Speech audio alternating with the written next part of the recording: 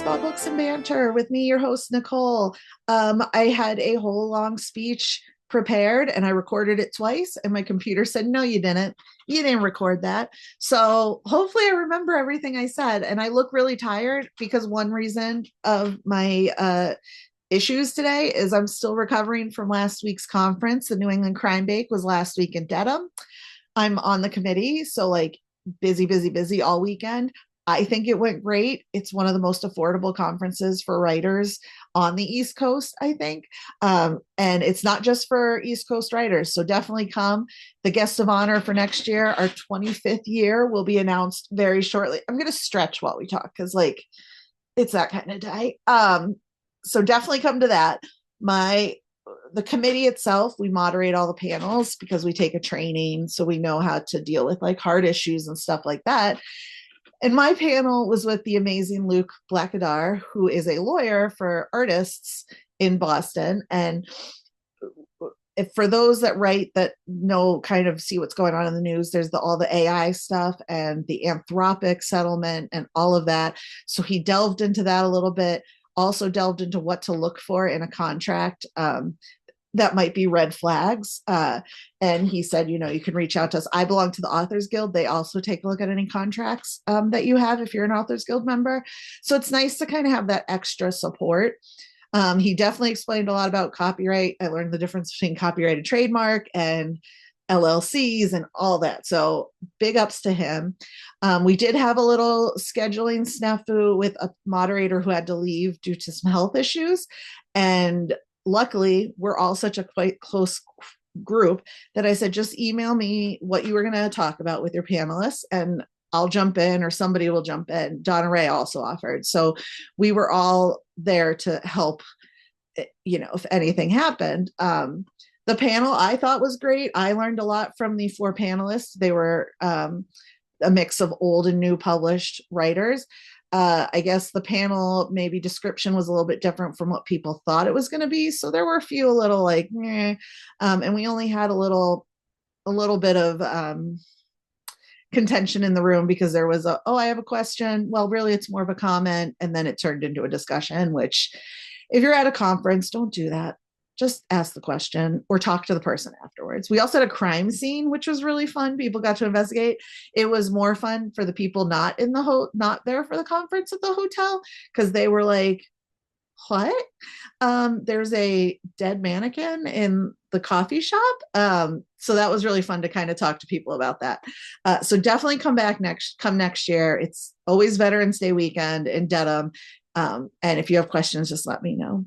Another fun thing, and this is probably leads into things I'm obsessed with, which again, I've been busy doing Crime Bake and working, so not a lot of obsession time in, but I'm obsessed that Glade Brown Kabongo, who is going to be my vice president at Sisters in Crime New England next year, and I got a chance to sit together for probably like an hour at the Crime Bake and talk through some of the plans that we're going to implement or try to implement next year.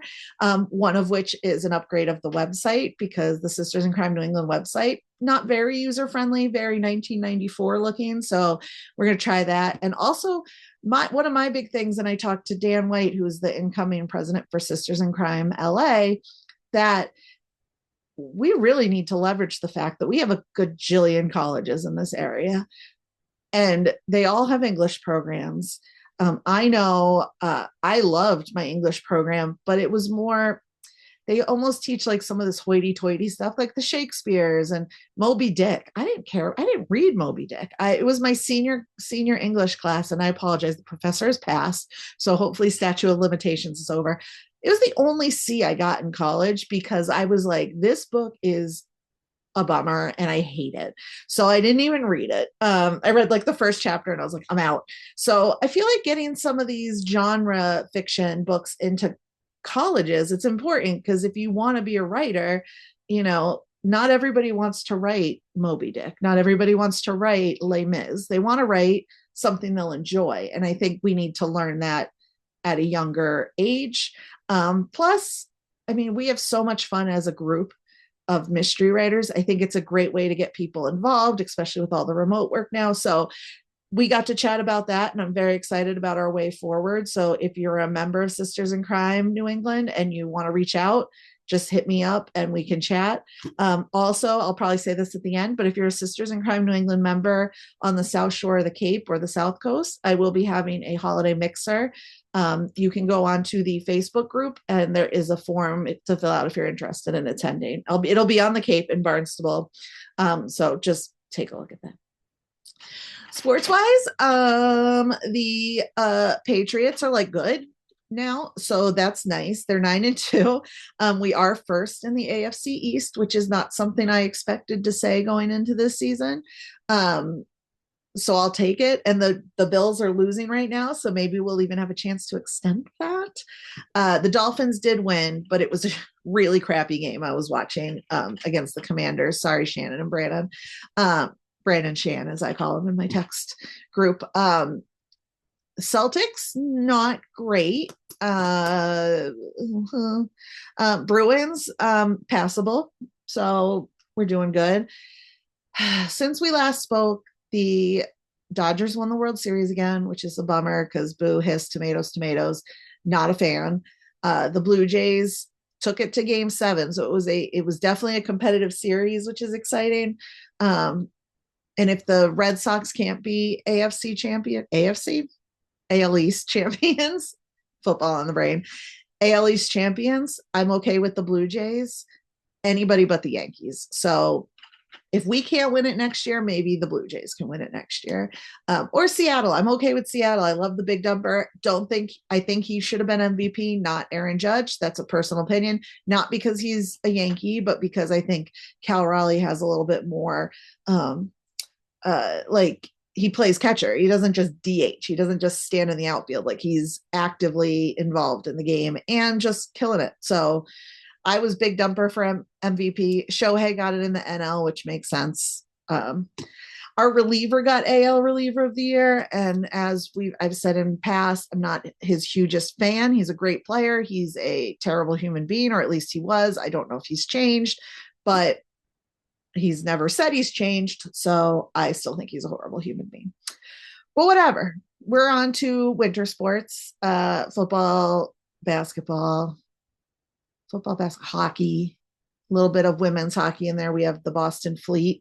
And yeah, that's kind of what's going on. So enough jibber jabber from me. I really want you to meet Elle Jauffret, who is the author of the Suddenly French Mysteries. And she is also French, but she's like real life French. She's not suddenly French. She's always been French. Married to a U.S. Navyman, which we kind of bonded over because my dad was in the Navy.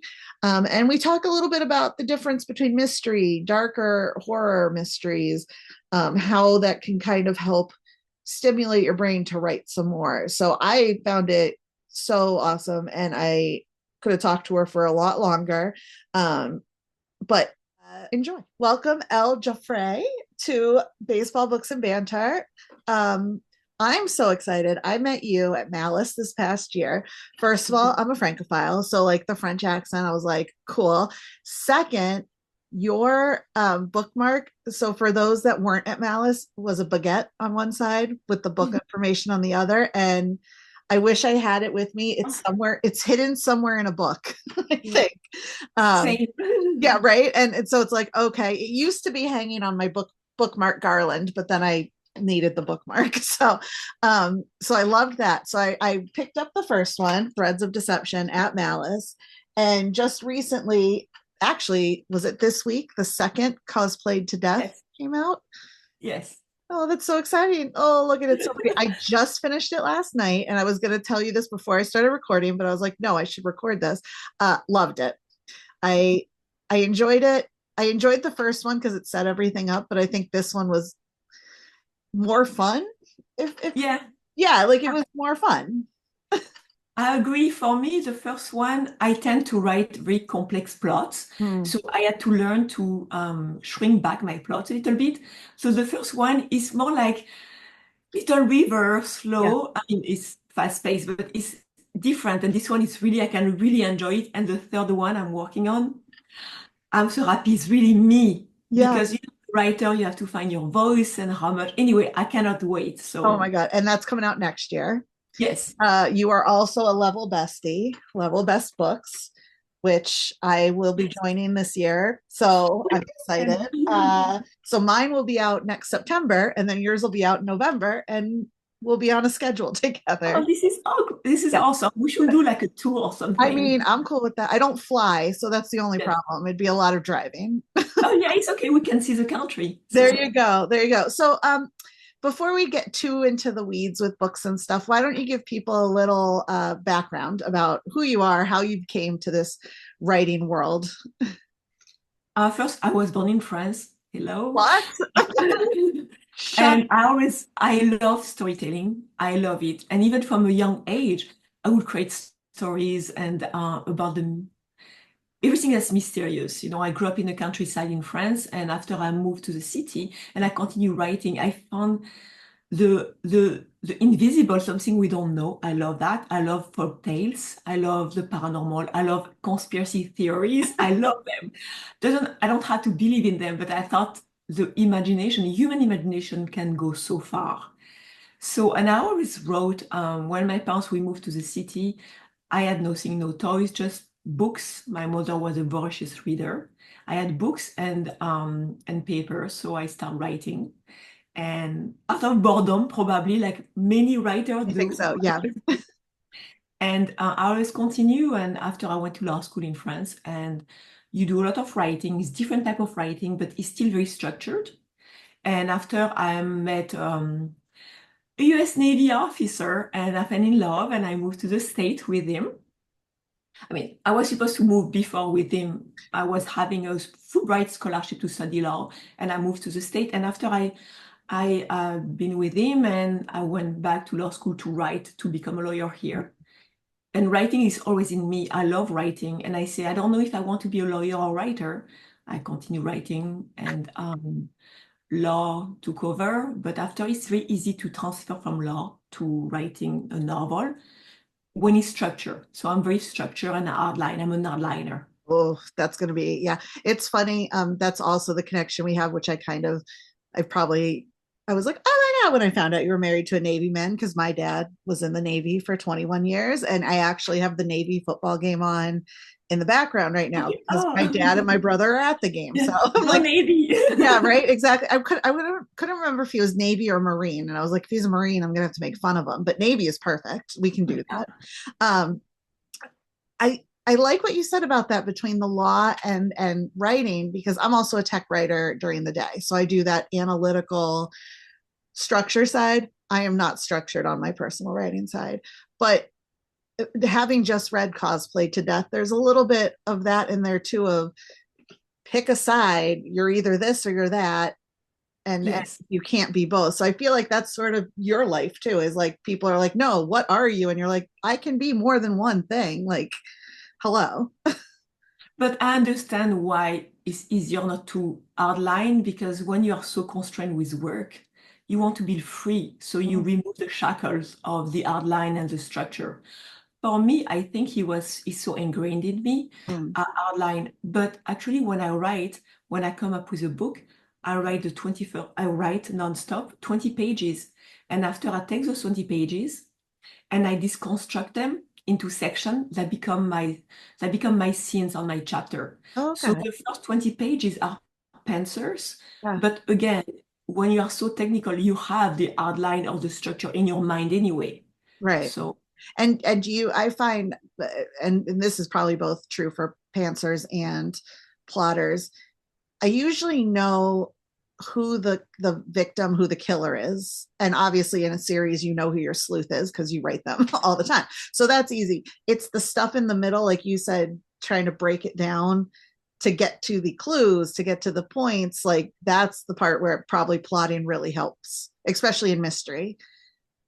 yeah, you because plotting is nice because you don't have to edit so much. Yeah. And because you have everything by chapter, I do like almost like a not a spreadsheet, but column with what that information learn, who is in that scene, what could they learn, what plot does it advance. You have the main plot and you have the subplots. Mm. So for me, it's easier to edit at the outline level. Mm-hmm. And after, when I write, it's much easier. And the only thing is that organic is the relationships Yeah. between the characters. So Which for me, it's easier because it's like Cancer is like, wow, kudos to you. I could not do that. There's a lack of control, and I don't think I'm that type of person. that's the lawyer side of you is like, no, no, we need to have a plan. We need to know what's going on. But it is true. Like I mean, your way sounds really good because the first thing I have to do when I finish 60,000 words is go back to the beginning and write in my notebook like chapter 1 Tuesday, chapter 2 Wednesday, like because I don't think of that ahead of time, and then I end up with like 3 days of the same day, and people are like, you can't have 3 Tuesdays, like she can't go to bed and wake up and it's Tuesday again. I'm like, good point, even though it feels like that sometime. um and I had talked about this before that Julia Spencer Fleming, who is author in Maine up here, I went to a panel with her and she said she writes like 3 or 4 chapters, sort of what you do with that 20 pages, and then goes back and reverse outlines those three, then writes 3 more chapters, then goes back and puts the outline. So the outline sort of flows with her pantsing. Yeah. That's not the right word, but Yeah, it's like, is this a plot thing? Or, I don't know. There are so yeah, many hybrids. I know. But the good thing is like, if you set your mystery right, Hmm. you can still change the killer at the end. Oh So yeah. for me, I'm at that stage. I wanted someone to be specific, and I like, oh, maybe it would be better if he was the other Yeah. person to be the killer. So you have flexibility. Yeah.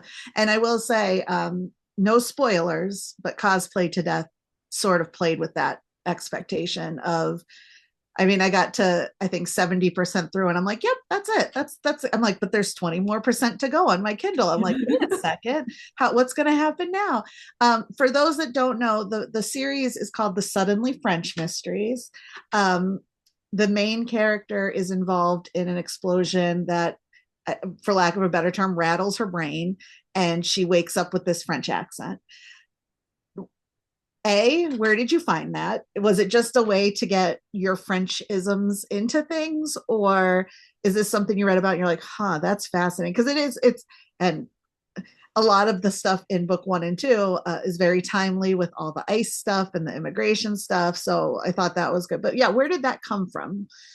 I when when I write, I want to change the world. Hmm. So I think as writers, we can do so by bringing up to people issues they have never considered. Hmm. As a lawyer, you see a lot of discrimination on the stand.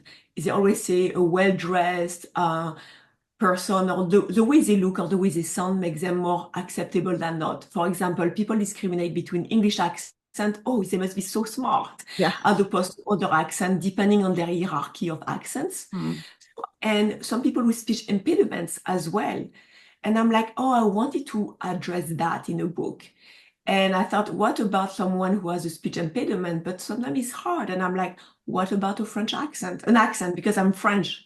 I was not going to go outside of my Right. demo of time of who I am. It's easier that way.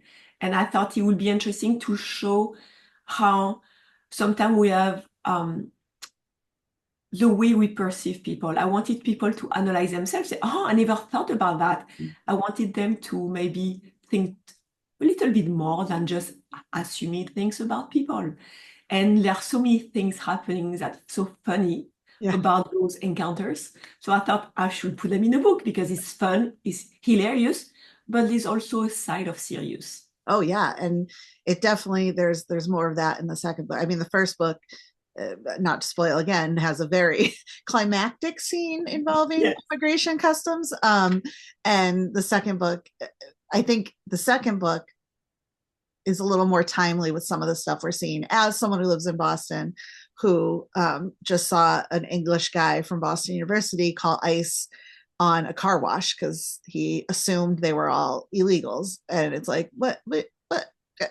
You're also an immigrant. Like, what are we doing here, guys? So it's one Yeah. of those I enjoy because the books themselves are funny and they do have that really good mystery, but there's also that little bit of truth that, like you said, if you can get somebody to think, and even outside of the immigration stuff with the Yes. language and all that, to go, huh, Interest. I never thought of it that way before. And she almost gets that too, because she wakes up with this accent and she's trying to recover and live her life. And people are like, but you're not from here.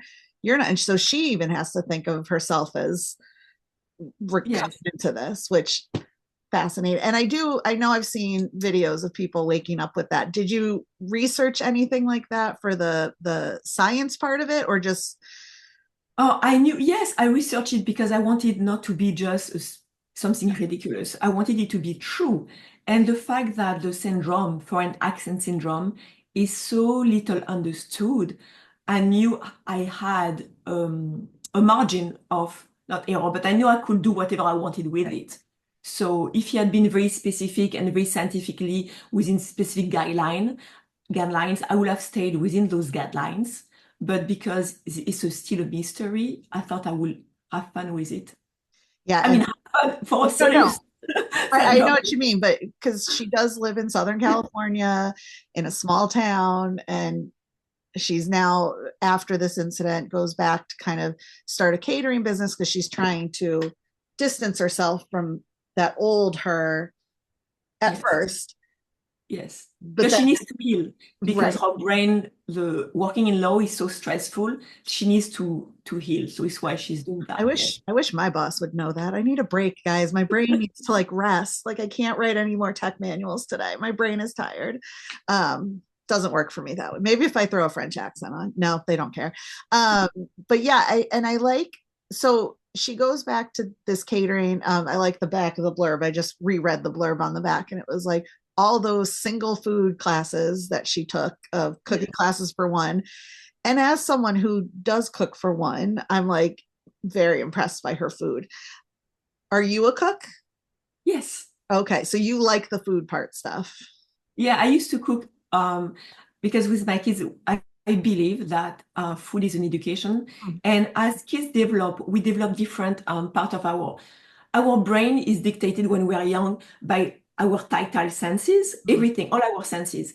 And food is an education. And the earlier you expose children to different food, the more willing they are to try everything. Oh So yeah. my kids will try anything because I remember seeing people say, "Oh, I don't eat that. I don't eat that." I'm like, this is so strange.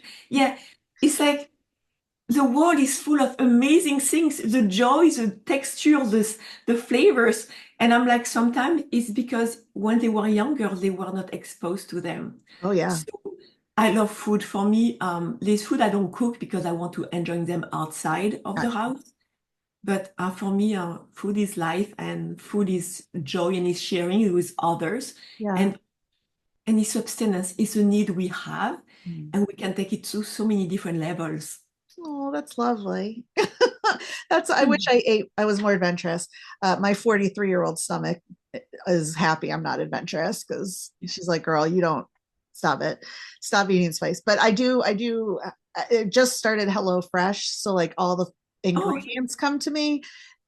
I still hate cooking. And I think you're right. It's when you start young. Like my mom worked, full time. My dad was in the Navy, so he was gone a lot. So cooking wasn't something we did as a family, except at Thanksgiving when we'd come home yes, to grandma's and make meat pies and do all this other stuff. But I think by starting, you're right. When you start exposing people to, and that might also be the Navy thing, is like I was exposed to so many different people moving yes. around to different places that even now I don't, I am an introvert, but I don't mind meeting new people and asking questions and be like, "Ooh, what's your life like? Like, what are you doing?" And I think that's part of, I hated it when I was in high school, but like now that I'm an adult, I'm like, oh, that really did help me a lot. And did you guys move around a lot? And Yes. yeah, did all United States based or? Yes, yes. We did uh, Illinois, we did Virginia, California, Virginia, the South part, Maryland. Yeah, I mean, within the states, yeah, and but thanks. yeah, even just moving just every 2 to 3 years, Mhm. and it's like different school is very stressful, and I would not recommend it. And I still, I will stop there because I want to be positive. Sure, sure, sure. No, I agree. I think when I was growing up, I hated it, but now, Yes, but I also find now I've been in my current house 12 years. And I'm like, Oh. that's so long. Like part of me is like, I want to move. I want to move. I want to Yeah, move. you're right. It Even, is, even, yeah. even I want to move in state. Like I love Massachusetts. I want to stay here Yeah. forever. But like even, and then I look at all my books and I'm like, I can't move. That's too many books to move. Like when I was a kid, I didn't really care. I will say, love the Navy, but I will talk shit for a minute that I did write my first novel when I was like 12. What's eighth grade? Like, or yeah, like seventh, eighth grade. 14, 14, Yeah, yes. 14. And it was in a manila folder and it had notes on it and it got lost in the move to Pennsylvania. So either Oh man. somebody has it out in the world or it was a really bad young adult novel, but I can still remember it. Like that's as a writer, you kind of remember these moments of your life. And you and I liked I went on your website and you had a lot of short stories and like short fiction Yes. before the novels. Yes. I'm going to really this is a real left turn, but how do you find the difference between writing for short, writing for novel length? And do you have a preference or are you like, I love all my babies equally? Okay. But first, I wanted to say what I love about the Navy is the fact every time I meet people from the Navy, they are so welcoming and Mm-hmm. understanding because they're openings of the world. So they do an amazing job. I've never not liked No. people Navy or military family because they're amazingly Amen. welcoming. Amen. Uh, about the short story is very different. Every time I write a novel, I take a break and I write short stories. Oh, okay. Or my short stories, except for the one for kids, they are very dark. So if you don't like horror, don't read my short stories. Um, it's very different because there's something very satisfying about a short story is because it's done. You don't need months to write it, to edit it. Right. And I love both. I love both. And but when I have usually my short stories are triggered by social issues I do not I I want to talk about, like women's rights or things on the political landscape.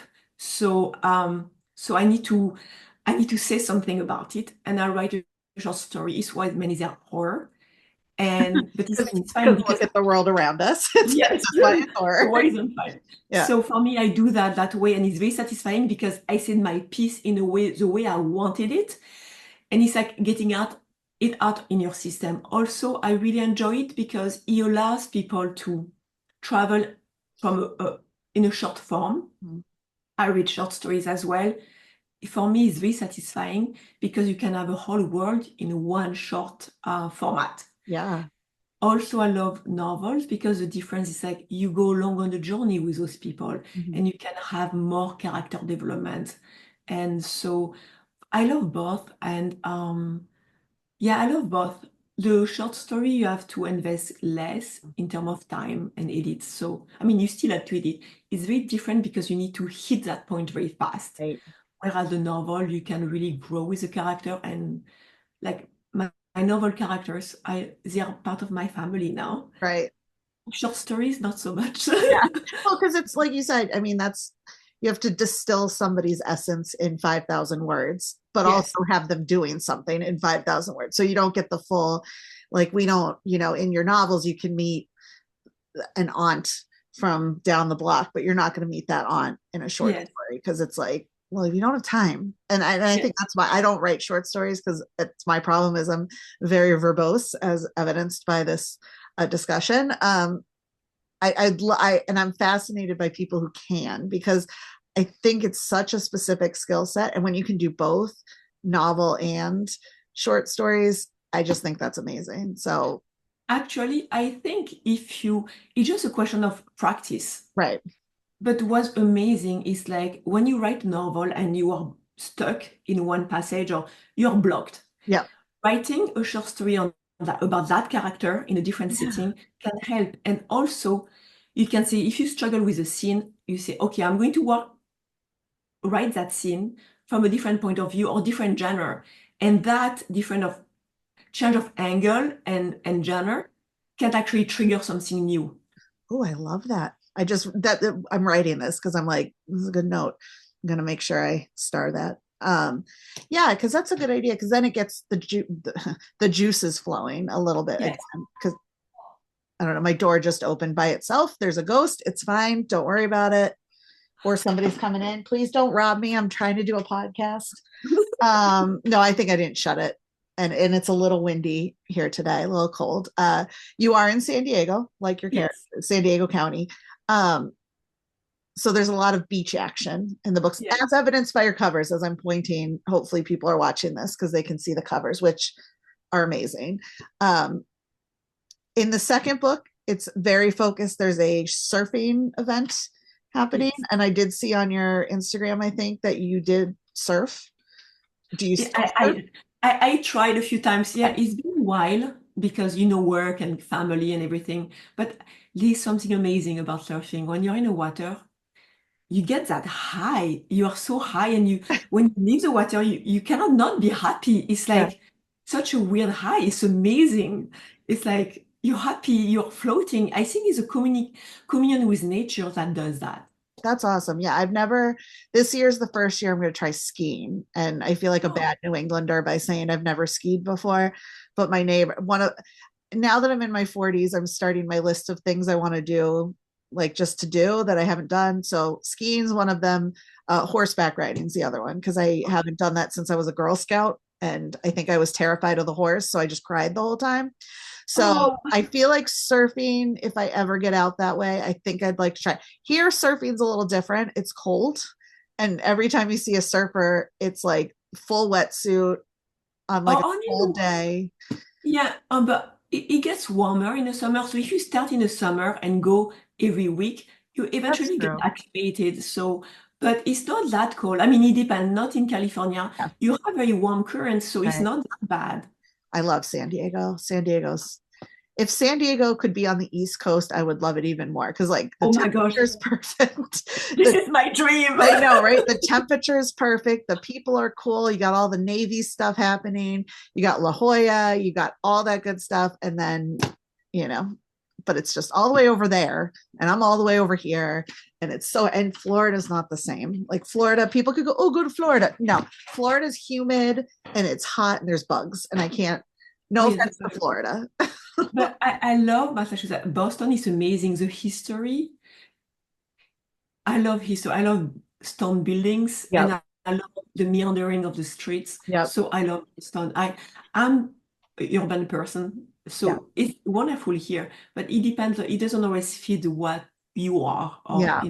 Yeah, and that just means you have to come to the crime bake next year in Dedham so that we Yes, can get you into Boston and do stuff.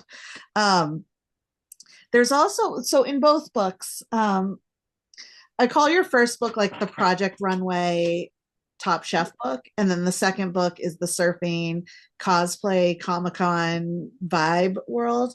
And I do have to say, if your costumes on Instagram for some of your promos, but also your Halloween costumes. Are you into cosplay like that, or did you have to do? Because this is like a sci-fi world that these characters kind of inhabit. Do you do cosplay, or are you just fascinated by it like I am? Oh, but what happened is that I really love cosplay. I love the psychology of it. I love the fact people can transform themselves. I'm a casual cosplayer Yeah, because Comic-Con I have to do it, but it's recent. And Halloween. I yeah, love to dress up. I think we should have a national day where everybody should be forced to cosplay that'd be real because fun. you become who you are. You can be more free, and it's fun. It's fun. I think people forget how to be a child Mm, and how to embrace some pretending to be someone else. And I think it's a wonderful way to also express yourself. It's like a creationist art. So yeah, I like that a lot. yeah. I love watching people, especially people who are supremely artistic cosplay, Yes, because then they make these I follow somebody on Facebook from New Hampshire, and she does like this Winter Queen cosplay, and yeah, it's in the snow and it's gorgeous. And I'm like, that's how you want to feel like every yeah. day. It's fashion design, it's art, and some are very high tech, and it's Yeah, also the way they imbue the way they really take on a different personality. yeah, Because I think society tends to put us in a box. hmm, But we are multiple boxes at once. yeah, And the fact people reject and only want to see that one, I think no, it's why cosplay allow us to and allow people to be different people. Like, it's why that book is really about embrace Yeah. all your boxes. Oh, and I love that. And you definitely you nailed it because the cosplay part was fun. The surfing I didn't really understand a lot of, but like I got it. And then speaking of embracing your kids, her and her best friend, yes, they're adults, but they Yes. still have that camaraderie of your best friend from like elementary school. They have the tree house, they have all this stuff that Yes. really ties them together. And I'm like, that's lovely. That's what everybody wants is that one friend. Yes. Do you have that friend or is it your husband or your kids now that kind of fill that? No, it's what Or I like, wish, not my what kids. every woman wanted to. I want that. I want that. I mean, I guess I had that with friends, but they are not here with Yeah, me. But I have friends, I call them and everything. And if we were living in the same town, it would be like that. right. Yeah, but I wanted to give everything I want, and I know all my friends want. Yeah. So I thought it would be fun. I wanted to give her everything so we can have it all just momentarily while reading Yeah. that book. Yeah, yeah. And I think that outside of the mystery, I think her relationship with Sugi, is that how we say Yes, it? Okay, perfect. Yeah. good. That's how I read it. And I was like, "Hmm." And also there is a little bit of romance in there, but it's not romance. Like it's kind of a slow burn with the detective, and he's just hot. So like, It's and, okay. and Vikram's hot. So it's like the two of them, they're Yeah. just being hot together. But there's no like heavy romance. It's a slow burn. And I think that probably is a little bit to do with everything she's gone through. Um, Yeah, and I think the best relationships are the one who start with friendship. yeah. It should not be, oh yeah, I like you, you like me, we're both hot, let's jump. No, it's about it's about really connecting, and we he has to earn Oh yeah. her too because she's cautious and she was occupied, she has her own life. He only secondary. So and so I wanted to, for me, it was mainly about female friendship Yeah. and how, yes, and empowerment. And it's like how we are, how we'll be if we were in a more egalitarian world, Mhm. how we could be so free to be ourselves and embrace and work hard but have fun as well. Yeah, and I just before we got on this call, I actually opened up the book Sirens to leave my review. So Okay. stay Ooh. tuned for that. I'm very excited about it. We have about 10 minutes left because I don't pay for Zoom because I'm cheap and my cat's screaming at me. Do you have any book recommendations or books that you've read in the past that kind of influenced you for our listeners? No, but what I love. It was October, so I just read a lot of horror. But I Yeah. have to say, there's a horror book, but it's not horror. It's like if you want to be introduced to horror, uh, The Ghost Tree Ooh. by Christina Henry. It's nice. I love how she weaves. It feels so human. And also, if you like the 1980s or 1990s, by her, it's her newest book, The Oh, Place Where They Bury Your Heart. This one is dark. yeah. Is dark and but if you like short story, I love. I grew up on a lot of Russian short stories. Oh, My favorite of all time, fantasy. I'm talking to people who want to try different genre. yeah. Fantasy, my favorite book is this one, The Language of Thorns by Lee Bardugo. I love Lieber Dugo, like all her books. And if people want to start reading graphic novels and they don't know how, or something to share with their kids, I because I live in California, Yeah. Southern California, not much fall. Pumpkinhead Oh, it's about it's romance, but it's so fully immersive fall season. And what I love about graphic novels, when you read them, it changes the way you perceive storytelling. So it can be like a reset for your head, your mind. And one I really like, another graphic novel, Spirit Week. I love those books because sometimes you have a reluctant reader, they will love short graphic oh novels. yeah. But you can see how they're imbued with how they weave different elements. So I believe in like watching movies, reading short stories, graphic novels, different structures. Oh yeah. And I bet your kids love that too. Yeah, my kids read everything, novels, Yeah. and they were not reluctant readers. I'm very lucky and Good. grateful for that. Too. But they read everything. I mean, of course, they are going to read manga, manga, Yeah. and other and novels. They read everything. Just so you know, mutual friend Donna Ray Menard has a horror book, and Oh, it's being shopped around right now. She's talking about it. She was talking about it at Crime Bake, so you might want to reach out I, to her. she's amazing. She's such a lovely person. She's She's so, so I mean, fun. anyway, oh, I will, I hope he gets in so I can get and read I it. know. She was talking about it a lot at Crime Bake, and somebody was interested in it. So I'm hoping she gets it out there. But if not, we'll see her at Malice anyway. I assume you're going to be at Malice again. Yes, I will. Yay! I'll be there too. Woo! My And, dad will and, come and visit. and it's up. It can be nominated. So it's eligible. Okay, It's good to know eligible. because you were because book one was nominated for best new author, Yeah, debut. debut. Yes. Yeah. So fingers crossed. Thank Where you. can people find you other than On here? my website, elljauffret.com, on social media at Elle Jauffret. And if you hang out in San Diego, just drop me a DM and I would love to meet for coffee. Oh, that's so cute. Yeah, I'll definitely put the link to your website so that people can just find you that way. And you have a book release party coming up December Yeah, 6th. December 6th at 2 p.m. at Mysterious Galaxy is going to be like a beach party. I have beach bag, transparent beach bag with towels and all kind of snacks for Oh, every attendee. that's So awesome. it's going to be fun. Weirdly, I follow Mysterious Galaxy online because I love all their sci-fi posts and stuff because I'm a big I think this is apropos for a lot of us mystery writers. We don't read just one genre. Like Yeah. I love a good space opera. I love a good fantasy world building, but then I also love the quiet locked door room mysteries. Horror, I'm a little bit harder at because I'm a big scaredy cat, but I've been reading a lot of space horror. Like Oh yeah, okay. they're trapped on a station that's abandoned and I don't know. It's The just dread. but I have to read it during the day because I can't read Okay. those at night. Well, thank you so much for joining and thank you again for being flexible. I love talking with you. I love your bookmark. I'm going to find it again. And hopefully everybody buys the books because, like I said, I enjoyed that and I can't wait for book three. Thank you so much. Thank you for having me. Do we love Elle or do we love Elle? I met her at Malice, like I said, and just she was so awesome to everybody that she deserves all the best. And I did leave my review of Cosplay to Death as a 5 star because it was honestly, it was funny. It was poignant. Also made me tear up a little bit at the end. So get ready for that, guys, if you like that kind of mystery.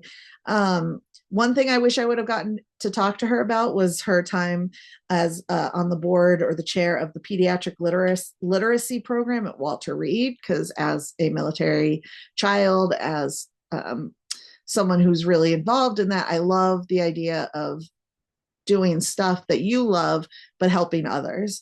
So that's really cool. I also was really struck by her note. I wrote it down and I started and now I'm looking at it again and I'm circling it. When you get stuck writing, because as a pantser, I sometimes get stuck.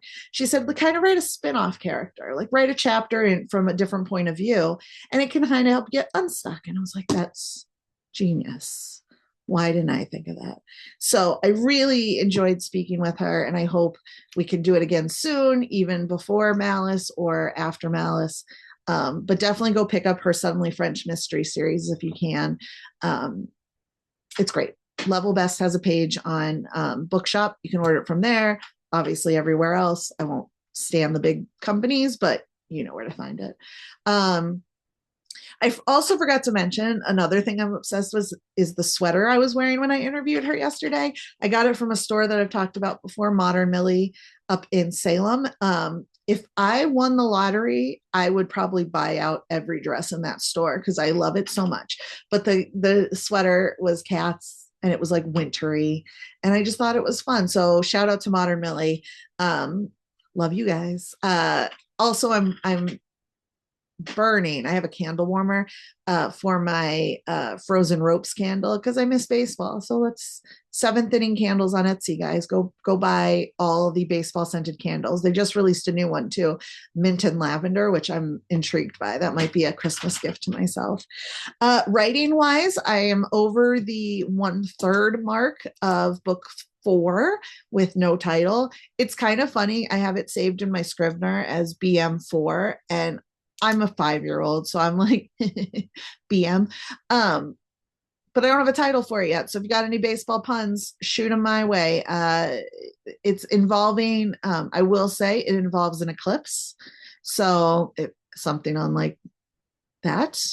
Um, but yeah, it's just, and it's in part of it's in Vermont, which is exciting. And one of the people that shows up again is, you'll see in book 3, Mallory the intern, who is inspired by a local woman, whose mother put in her name in to be in my book. So I did it, and now she's one of my favorite characters. So Mallory, you're in it all the time, and it's gonna be great. I hope you like what I did with her. So yeah, so I'm working through that. I got about 1,000 words at Barnes and Noble yesterday or Friday. But now I'm cleaning for the cleaning people, because I'm lazy and I can't do it all myself. So there's a reason I work, right? And it's to clean up after my cats. But yeah, so that's like all that's going on in my life.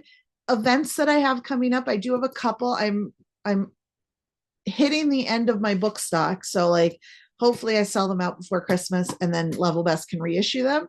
But next Saturday, the 22nd, I think it is. Let me look at my calendar. It's either Saturday or Sunday. I think it's Saturday, the 22nd. Yes. I will be at Roundhead Brewery in Hyde Park with friend J.M. Taylor, John Radosna. He reached out to me a couple weeks ago and said, "Hey, you're good at talking to people." And I was like, kind of. He's like, how do you send like cold calls to people? Because obviously I don't call, but how do you reach out to like breweries, or like I did the baseball field? And so I sent him my little template, and he's like, "If I get into any of these breweries, do you want to join?" And I was like, "I do." So we'll be at the Roundhead Brewery. I keep saying it weird. Going to Facebook, his wife Mare put a really good graphic together, so it's really cool. It'll be 3 to 5 p.m. Saturday in Hyde Park. So come see me, buy some books, buy some Christmas gifts. That reminds me, I'm going to order some baseball bags, so you don't even have to wrap anything. Like, I will bring you a gift bag. Then after that is Thanksgiving. I'm going to go to my Aunt Susan's, because my dad's in DC, and I don't really do anything for the holidays now anymore without my mom. It's kind of a harder time. Luckily, my aunt lives on the same street that my mom lived on, and my mom's buried right behind her house in a cemetery. Don't be weird. So I'll go visit my mom while I'm there and get to see my aunt and her family. And then nothing that weekend. And then December 6th, I'm back at the Kingston Collection with Denise Latham, and I think Bill Goyette and Julie Bennett Hutchins, with a table at their sip and stroll. So come to the Kingston Collection on that Saturday. I think it's 12 to 4 or 12 to 5. And hopefully I'll have books to sell. And if not, maybe I'll make some crafts to sell, because I've been making mini book crafts all week. It's kind of fun. So you never know. But other than that, you can always reach me on email, Facebook. I've kind of gotten away from Blue Skies now that I've joined Threads. I hate being under the Meta thumb, but it's so much easier to have Instagram connected to Threads, connected to Facebook, so I can just post once.